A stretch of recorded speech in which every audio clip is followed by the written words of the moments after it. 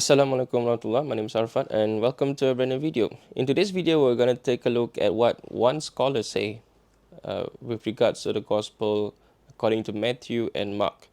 What is the primary difference between Matthew and Mark, and what is the gospel of Matthew about? And for that, I'll turn to the New Testament, a critical introduction.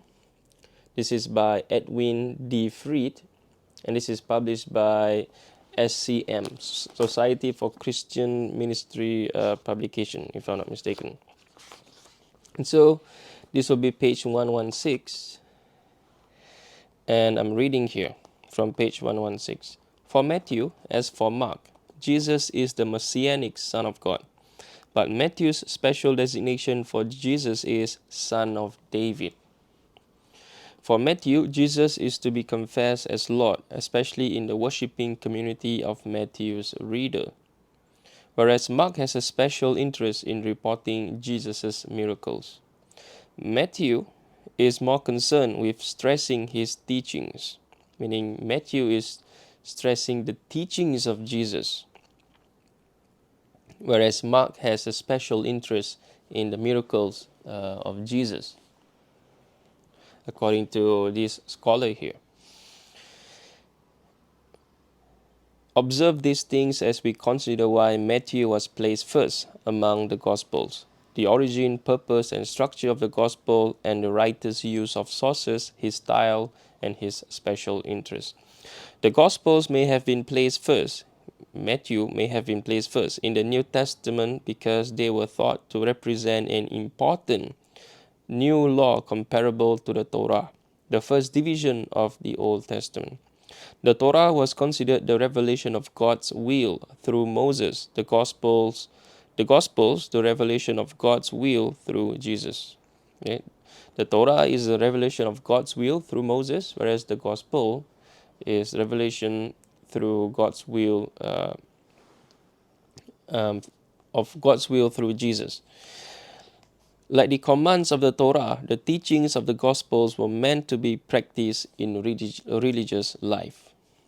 But why was Matthew placed first among the Gospels? The second word of the Gospel is Genesis, which is the title of the first book of the Pentateuch in the Septuagint, and this immediately suggests a parallel with the Torah. Note, however, that the first word of Mark, arche, meaning beginning, could have the same significance as Genesis. But Matthew portrays Jesus as representing a new law that requires greater obedience and righteousness than the Jewish law. Matthew had a special interest in the church, and the church also had a special interest in Matthew's gospel. It found in Matthew a guide for itself as a growing institution and for its organization. Matthew could help to regulate the life of church members and to remind them of the church origins. Origin and date of the gospel, according to Matthew. As with the other gospels, Matthew was an anonymous work. It probably got its name from a tradition originating in the story of the tax collector by the name of Matthew. By that name in Matthew 9:9 to 9:13. The name is also in the list of the 12 disciples in Matthew 10:1 to 4. The earliest evidence for the authorship of Matthew, as for Mark, comes from Eusebius, who reports that Papias had written, in quotation, Matthew compiled the sayings in the Hebrew language, which is at this stage is actually Aramaic, not Hebrew. And each person interpreted them as he was able. But this statement is of no value in establishing authorship. Okay, the logia are not the same as a gospel, the sayings. Okay, logia basically means sayings. The logia are not the same as a gospel. At most, they may refer to some source of sayings, such as Q or M, or to a collection of Old Testament texts used by Christians. Because there is no evidence elsewhere that Matthew was written in Aramaic. There is universal agreement that it was originally written in Greek. The dependence of Matthew on the Greek text of Mark has been demonstrated even for the story of the call of Matthew, the tax collector. For those who are familiar with the gospel, you know that there's actually a story of the calling of Matthew in the third person. So if Matthew, the tax collector, which is also the disciples of Jesus according to Christian tradition, evangelical and fundamental Christians, they believe that this gospel of according to Matthew was actually written by Matthew, the tax collector. It would be weird to actually write an account that actually has himself portrayed in the third person, right? So this is highly likely written not by Matthew the tax collector, as a lot of evangelical and fundamentalist Christians want it to be. For these and other reasons, most scholars regard Matthew as an anonymous gospel. Now, we will go to the just one Bible here, the Cultural Background Study Bible. Craig Keener mentioned that he argues for the authorship of Matthew. So we're going to turn to the New Testament here.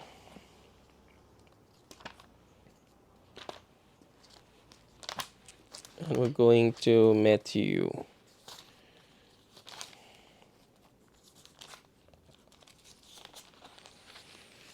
Right, authorship. Let me just read from what he says here. This is the Cultural Background Study Bible, published by Zondervan. As noted above, the traditions, this is from page 1618. The traditions of the Gospel's authorship are very early. Works as large as Matthew's Gospel were major literary undertakings. As suggested for the Gospels generally, in a work this size, authorship would be one of the last most matters forgotten. Okay, so Craig Keener is trying to argue, Professor Keener is trying to argue that the Gospels in general, their works are something that is massive, something that is enormous, and so it will be impossible for people to forget who wrote these works, because this work is so enormous that people will not forget its author. Right? We will return to whether this claim is actually valid or not. As suggested for the Gospels generally, in a work this size, authorship would be one of the last matters forgotten. That observation would surely be particularly relevant for Matthew's Gospel, which seems to have enjoyed popularity right from the start. Matthew was the early 2nd century church favorite and most cited Gospels. Some raise questions about the ancient tradition in the case of Matthew.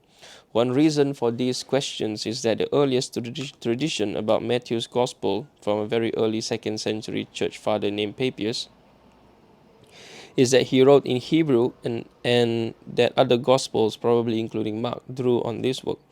Most scholars agree that our current Gospel of Matthew was not written in Hebrew, nor does it appear to be mostly translated from Hebrew, which is Aramaic.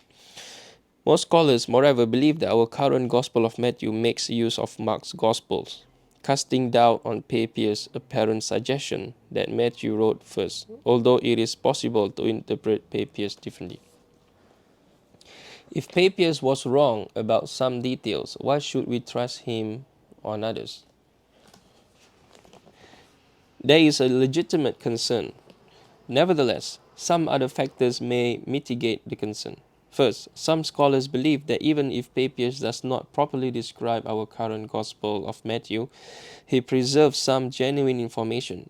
Possibly Matthew wrote a collection of Jesus' sayings, fitting the meaning of Papias' words here, in Hebrew or Aramaic, on which others, including Matthew's later Gospel in Greek, drew.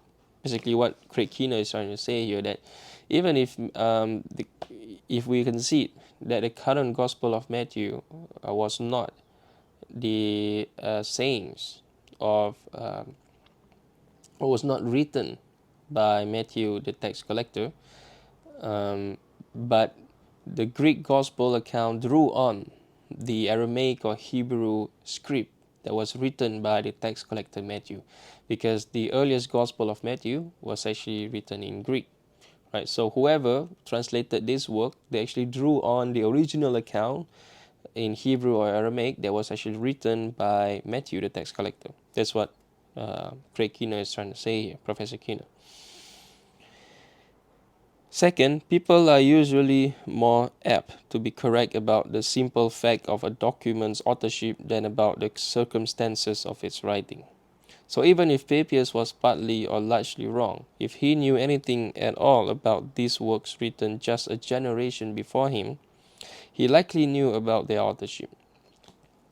So Professor Keener here is trying to make the argument, whereas even if he gets the fact of the document wrong, right? For example, the current Matthew that we have was actually not written by Matthew the tax collector, right? But he is also trying to make the argument whereby it will be impossible for people to actually get the authorship wrong, meaning they knew the author, for certain they knew. Another objection that some raise against the traditional belief that Matthew wrote this gospel is that Matthew, who was one of Jesus' disciples, would not need to depend on Mark's gospel. Since Matthew was an eyewitness of most of Jesus' public ministry, ancient approaches to eyewitness sources differed somewhat from modern approaches. However, thus, when the historian Xenophon writes an account of events in which he participated, he nevertheless depends heavily on an earlier published work by another author because the other work was already in wide circulation. By the same token, Matthew could have been an eyewitness and nevertheless use Mark because its wide circulation or its association with Peter made it a standard work. None of this proves that Matthew wrote this gospel. Right? He even admits this. None of this proves that Matthew wrote this gospel. It does, however, call into question the conviction with which some scholars dismiss that early tradition. Right? So Craig Keener here, Professor Keener, is trying to make the argument whereby he raised some points to question his critics, opponents of those who do not want to accept, opponents of those who accept that Matthew, the tax collector, actually wrote the gospel according to Matthew. So he's trying to bring an argument that doesn't actually support his own thesis to question what his opponents is actually trying to argue against him. Right? So instead of proving the authorship of Matthew, he trying to switch it around and say that the burden of proof is on you instead of on me, because you claim that Matthew did not write his gospel. Right? I think this is something that is I found to be dishonest, something that doesn't make sense to me, because the burden of proof is on those who claim that something was actually, in this case, that the Gospel of Matthew was actually written by Matthew. Right? The burden of proof is on those who claim to do so, instead of those who read the text and say that, hey, hold on a second. The inscriptio, which is the title, Gospel according to Matthew, was actually written or inserted centuries after. Whereas if you read the text, the earliest manuscript, if you read the text, you find that there's no inscriptio, there's no title to that gospel. So whoever gives title to this gospel, the burden of proof is on that person. In this case, it is Papias and whoever supports Papias' account. Because if you read the gospel itself, the narrative, there's no saying that Matthew, the tax collector, actually wrote the gospel according to Matthew. So it doesn't make sense from an argument perspective to say that if you don't believe Papias' account, meaning the burden of proof is on you to say that Papias is actually wrong, or to say that this gospel wasn't actually written by Matthew.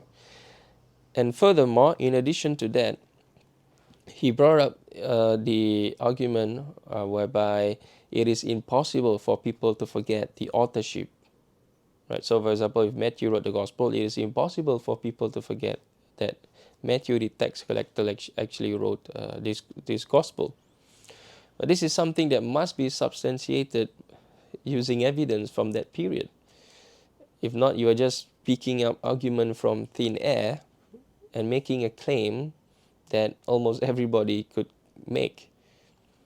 And I could make the same argument and say otherwise, or I could say anything, right? And so sometimes if you're trying to use some logical argument, which can actually go both ways, it doesn't actually support your argument. And so we return here. There is no tradition for the place of origin of Matthew, but certain clues suggest a strongly Jewish provenance. A number of passages in the letters of Ignatius, Bishop of Antioch in Syria, seem to allude to Matthew, so the gospel was probably known early in Syria and may therefore have originated in Antioch. This is Syrian Antioch. Okay. Internal evidence indicates that Matthew is a Jewish gospel, written by a Jew for Jews, but with an interest also in Gentiles. As a devout Jew, Matthew usually uses the kingdom of heaven instead of the kingdom of God, substituting heaven to avoid the use of the divine name. Similarly, Matthew speaks of Jerusalem as the holy city, Jerusalem in Greek, a designation used only by Jews. He knows Jewish law and assumes that his readers know what is meant by the tradition of the elders. And this is in reference to Matthew 15:2. Therefore, he does not have to explain it, as Mark, which is talking about the same thing in chapter 7, verses 1 to 5, explain to his readers. So, if what the author here is trying to say is that Matthew is highly likely or was highly likely written by a Jew for Jews. And by a Jew, which basically means Jews that have believed in Jesus as their Messiah. And so scholars give a label to this group of people as Jewish Christians. Now this term might be some sort of strange today, because Jews are not Christians today, and Christians are definitely not Jews today. But there are in the past whereby people believe, Jews believe in Jesus, right? And so they are called Jewish Christians. And today there are Jews who believe in Jesus as well, right?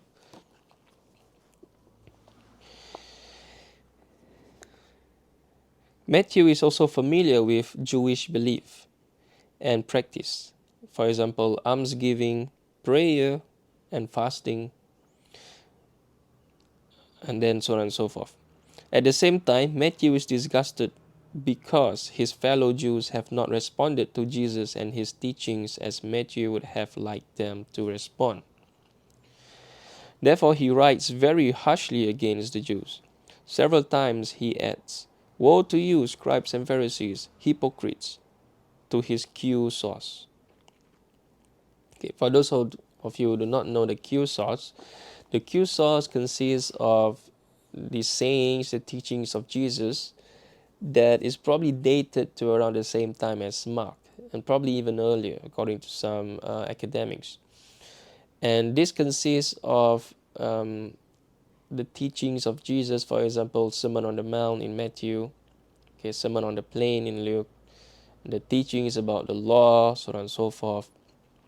And the Q source is a hypothetical document. We do not have this document, right? Scholars had to reconstruct this document because scholars find similar sources between Matthew and Luke that are not found in John and Mark.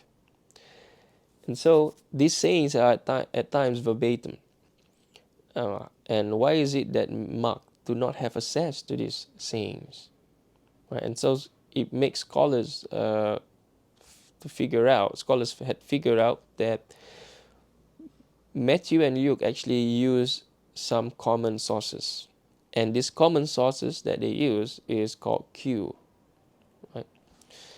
We do not know whether Q was a single document or a single codex or a single scroll. Highly likely it's a scroll, or it could be multiple scrolls or multiple codices, or maybe papyri.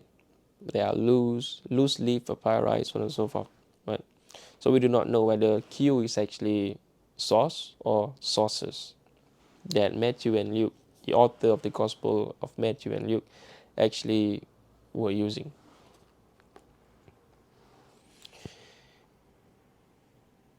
And so, woe to you, scribes and Pharisees, hypocrites! Right? In light of Jesus' teachings, Matthew's readers are to beware of the teachings of the Pharisees and the Sadducees. According to Matthew, the kingdom of God will be taken away from you. Okay, you here is in reference to priests and Pharisees, and given to a nation producing the fruits of it. Passages like these may indicate that Matthew was a converted scribe. He converted from Judaism to become Jewish Christians, okay? Which is also the Judaism, but it is a kind of Judaism that believes in Jesus as the Messiah, not as the Son of God or not as God incarnate as per John. So we have to make this distinction here.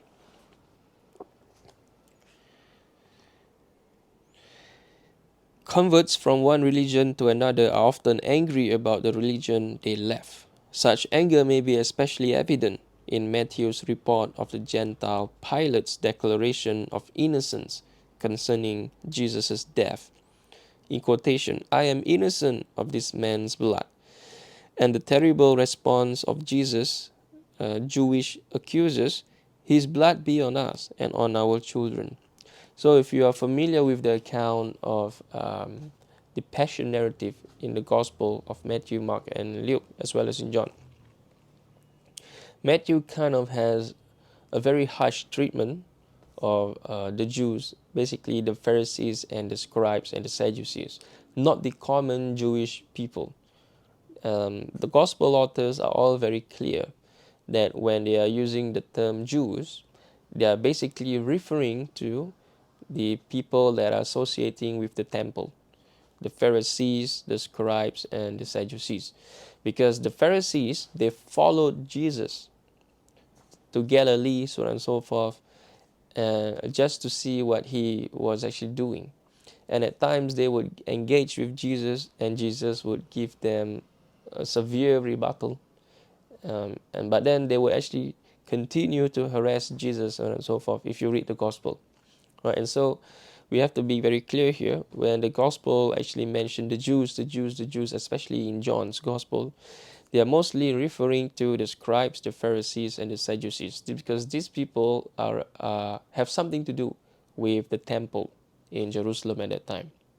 Whereas Jesus is more toned down, or Jesus befriend people or Jews that are poor, that are sinners, that have nothing to do pretty much with the temple in Jerusalem. Because when Jesus preached in Galilee, the people came, and these people were actually Jews. They came to listen to him, and they followed him. For example, in the account of the Sermon on the Mount, as well as the feeding of the 5,000 and the 4,000, right? All these were actually Jews who lives in Galilee, who came all the way from around Galilee, from Capernaum. They came to listen to Jesus, and they followed Jesus, right? And so these people, scholars called them the Jewish Christians. They're mostly made out of peasants. They were poor, so on and so forth. And so they came to believe in Jesus. And so when these people came to believe in Jesus, the scribes and the Pharisees, basically the people that have to do with the temple in Jerusalem, they feel threatened for whatever reason. They feel threatened, and so they followed Jesus. They tried to cause commotion, so on and so forth. And eventually, according to our Gospels, they wanted to kill Jesus. And according to the Gospels, they were successful in doing so.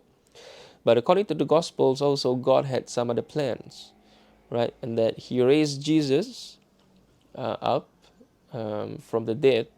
Okay, Jesus was resurrected, and Jesus was exalted. And so the Jewish plan, the Pharisees, the scribes, their plan was to actually kill Jesus, to humiliate Jesus, but then Jesus actually was elevated by God. This is according to the gospel. And so the plan to actually humiliate Jesus, because crucifixion is actually a humiliating punishment, right? And so even though Jesus was crucified according to the gospels, but God actually saved him, saved his honor, right? Because according to our gospels, he was actually resurrected and he was raised up to be with God. And so if you look at the Greco-Roman accounts, for example, Romulus, the founder, quote-unquote founder of the Roman civilization or empire, right, he was actually raised up to the heavens to be with God. And if you look at the ancient Egyptian account, right, the pharaohs, when they actually passed away, when they died, right, there are beliefs that they actually go up into the heavens, into the stars, the Orion's belt, to be with God, because they, according to ancient Egyptians, that is where God resides, right? And so this is also in the Old Testament account, the Tower of Babel, whereas people built a Tower of Babel all the way to the heavens because they want to, don't know, but probably they want to actually um, know or discover God's realm, right? And so this is found also in the ancient Near East tradition as well. And so even in Macedon, in Italy, the Hellenistic period, people that have been raised up to the heavens, they believe that these people have been exalted by God. Okay? And so this is what our gospel authors is actually trying to portray. Right? Um, it is not that Jesus was actually raised up because he was actually going back to the Trinity. Okay? This is something of a much later interpretation. But if you interpret the text in the context of the era in which it was revealed or written, that is the understanding whereby whoever was raised up to the heavens, they actually was exalted. They gain a higher status, not because they are actually the Son of God and that they are returning back to be with the Father, that part of the triune Trinity Godhead, right? So all these are much later interpretation. The supposition that Matthew may have been a converted Jew helps to explain two difficulties in the Gospels. In the Gospel, the first is inaccurate statements about Jewish leaders. Although there were distinctive differences between the Pharisees and Sadducees in belief and practice, for example, the Sadducees do not believe in the afterlife, okay? Whereas the Pharisees believe in the afterlife. Matthew sometimes refers to them as one group, Pharisees and Sadducees. Similarly, he links other groups in unlikely combination. For example, the chief scribes, the chief priests and scribes of the people. Okay, and also the elders and chief priests and scribes. This reflects greater concern with total opposition of Jewish officials to Jesus than with historical accuracy. Right? And so, ladies and gentlemen, we have to conclude here without making this video much longer that according to Professor Fried, Craig Keener's theory that the Gospel of Matthew was actually highly likely written by Matthew, and Papier's account can be accepted, right? But as Professor Keener himself admitted that this doesn't prove that Matthew was actually written by Matthew, the tax collector. Right? And so, can Papias' account actually be accepted? Majority of critical scholars actually don't accept Papias' account, because Papias mentioned that these were the sayings.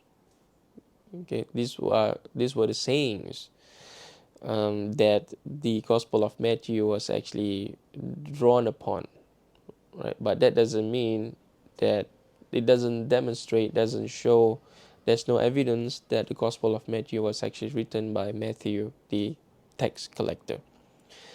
And so, unlike a lot of the evangelical study Bibles, like the NIV, so on and so forth, a lot of scholars concluded that the gospel, all the gospels, and especially the gospel that concerns us today in our video, Gospel according to Matthew, they were all written by anonymous figures. And the earliest uh, manuscripts evidence that we have are all in Greek, and it doesn't show that these gospels were translated from Hebrew or Aramaic. Yeah. And so, ladies and gentlemen, with that I leave you. Assalamualaikum warahmatullahi wabarakatuh.